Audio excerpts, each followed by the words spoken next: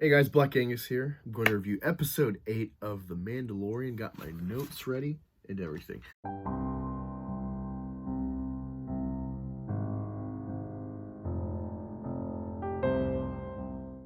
Now to start off, this is my initial reaction / review. I took notes for plot points, and I'm just going to kind of tell you how it goes, and each point I might break down a little bit.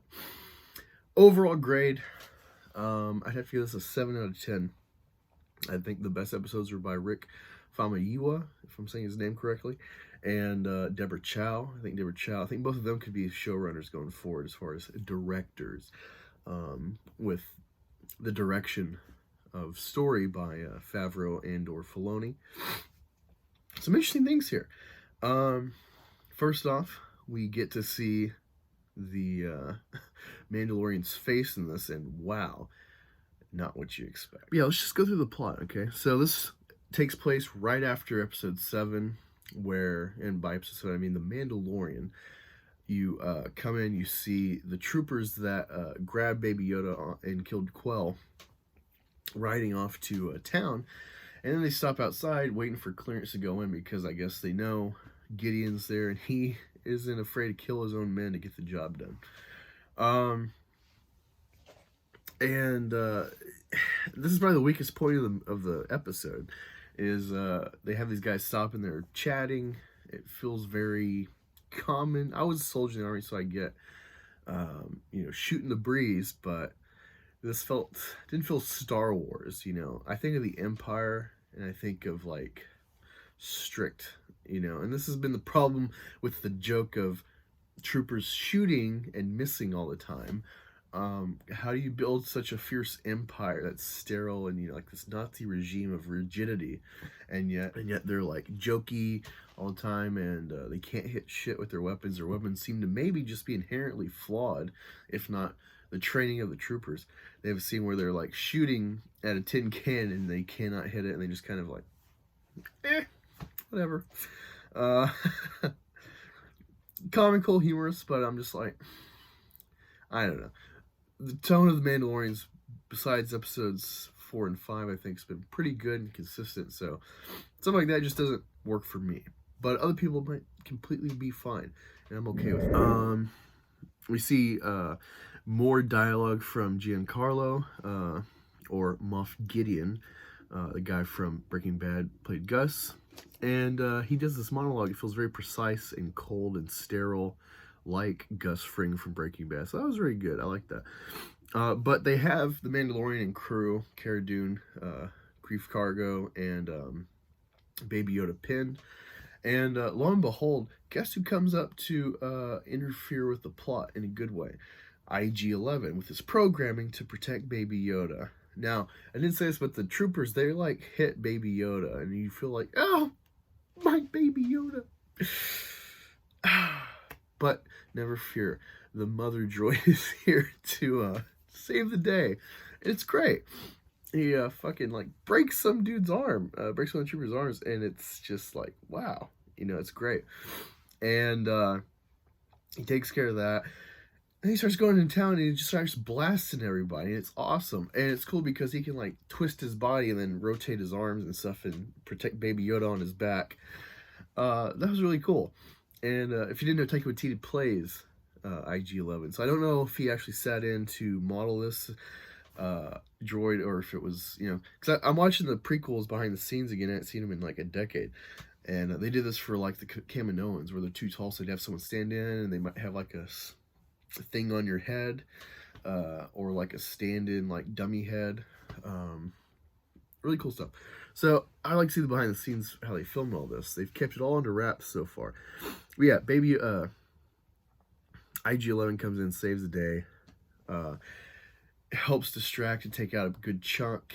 But then the Death Troopers and later a Shock Trooper come in to kind of counteract everything. And when they're in the sewer, they go to find the Mandalorian coven. They finally walk into it, and all the Mando helmets are just stacked and piled. There's like 50 of them, and you know already like the investment of being a Mandalorian and the removal of your helmet. So to see that, it's just like sacrilege. And so it's a really good scene, really good tone setter.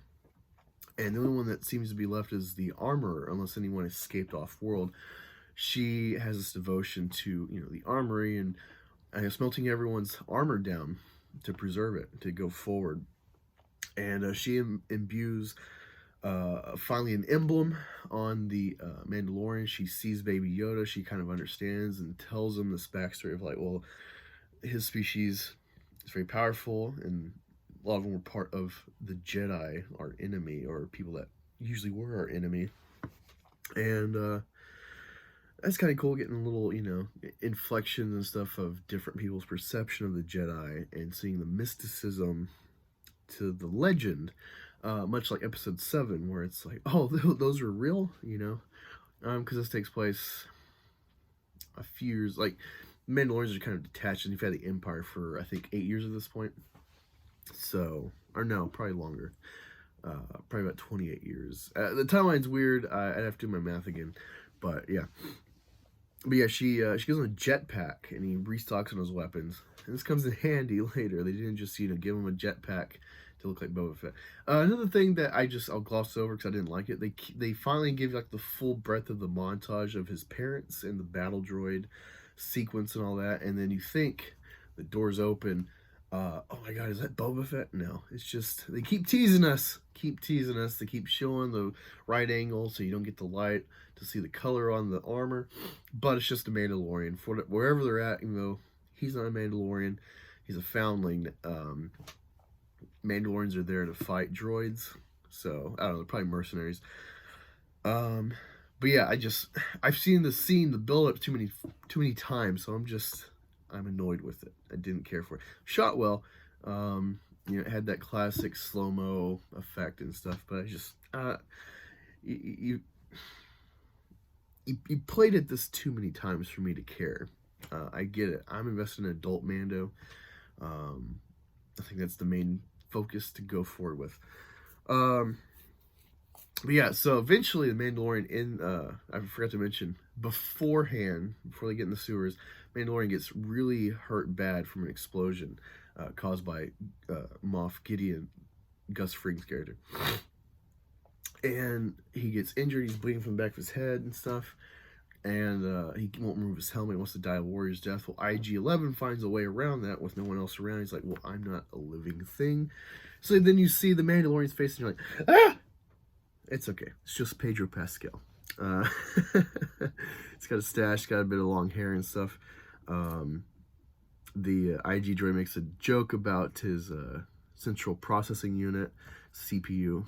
He's like, you mean my brain? He's like, try and put you at ease, guy. That was fun. It's kind of like Ultron, where he jokes about like, what's the name again? Children.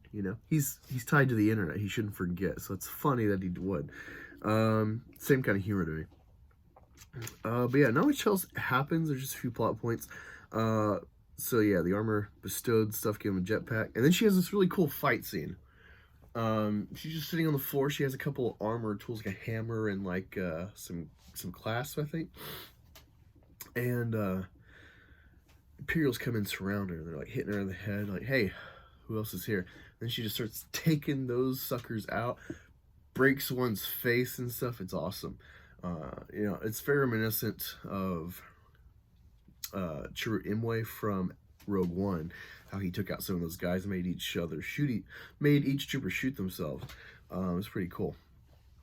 But after that, they get out and they go on this boat on Lava River. There's an R2 unit, like we saw in the first episode on this, skiff or whatever, but he's actually like a full body. He has arms and legs with the R2 unit and head. So that was kind of weird, and I thought it was going to turn into like some super R2 concoction boss character. Luckily it didn't. They go downstairs and the Mando uses his heat vision and sees behind the wall that there's an ambush, a platoon of troopers. So IG uses his manufacturer programming to enact his self-destruct and take them out. And you think, okay, it's clear, but then Gideon is in his TIE fighter trying to take him out. And Mando, even though he's never trained, he starts using the jetpack, grabs onto him, blows up his wing, Gideon crashes, and Mando and Baby Yoda go on their way in the ship, and Cara Dune and Greef decide to stay on Navarro and try to build things back up.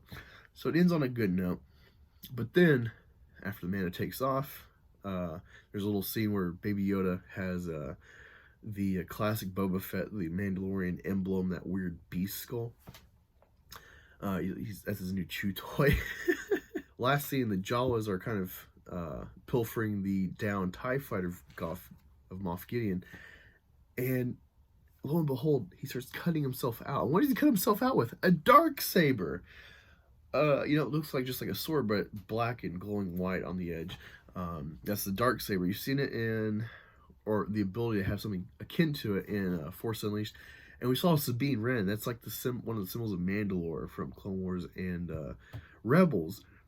So now it puts into question, because before we talked about Mandalore and how they said they're like the last Mandalorians, but we're like, well, Mandalore was free from Sabine back in Rebels from the Empire.